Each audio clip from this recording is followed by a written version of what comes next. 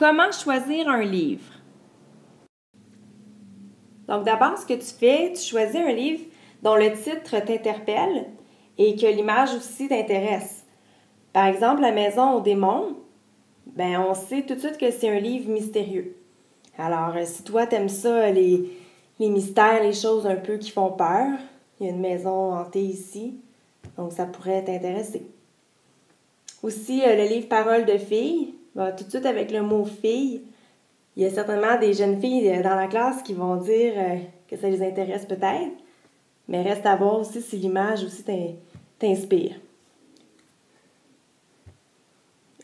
Toutefois, il peut arriver qu'on trouve des livres comme celui-ci qui s'adresse peut-être à un public, des lecteurs un petit peu plus jeunes. Donc, je ne sais pas quel âge qu'ils ont ces enfants-là, mais il va falloir aussi regarder le nombre de pages, aussi ça va nous donner un bon indice. Mais il a l'air peut-être un peu plus jeune que les autres. Donc ensuite, tu tournes le livre, tu regardes à l'endos et tu peux aller lire le résumé qui se trouve dans le haut des romans, habituellement, là, ici. Donc tu peux lire un petit peu les résumés, puis si d'abord tu comprends l'histoire et en plus que ça t'intéresse, puis qu'il y a l'air d'avoir soit un suspense ou en tout cas un filon, là, une énigme ou quelque chose là, qui a l'air de t'intéresser, qui t'attire. Donc, tu peux, c'est un autre indice comme quoi ce livre-là est peut-être bon pour toi. Mais aussi, c'est intéressant d'aller lire les informations sur l'auteur du livre. Ça se trouve en dessous du résumé. Donc, à ces endroits-ci. Donc, malheureusement, il y a certains livres qu'on ne les voit pas à l'endos du livre. Mais souvent, lorsqu'on l'ouvre à l'intérieur, on voit il y a un endroit probablement où il en parle de l'auteur.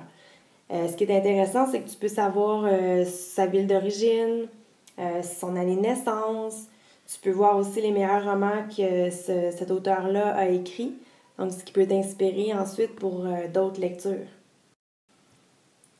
Finalement, tu es rendu à la dernière étape.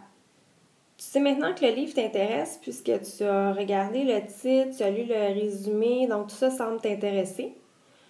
Tu as l'impression de bien comprendre l'histoire, alors tu n'es pas perdu déjà en lisant le résumé. Donc, il te reste à connaître, à savoir si tu connais la plupart des mots. Pour ce faire, tu vas utiliser la règle des 5 doigts, c'est-à-dire, tu vas ouvrir un livre, le livre qui t'intéresse à une page au hasard, et à chaque fois que tu vas trouver un mot que tu ne connais pas dans ta lecture d'une page de ce livre-là, tu vas lever un doigt. Donc, un doigt, 2 doigts, ça va, c'est pas un livre difficile, même que c'est un livre facile. À 3 doigts, il peut arriver que tu as besoin d'aide pour certains mots.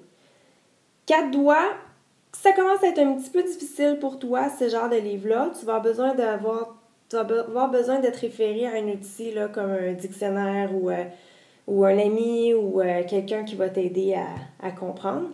Et à 5 doigts, c'est beaucoup trop difficile. Si tu as 5 mots que tu trouves difficiles dans une seule page, imagine dans tout le livre comment il va en avoir. Donc, tu es mieux peut-être d'en choisir un autre pour cette fois-ci.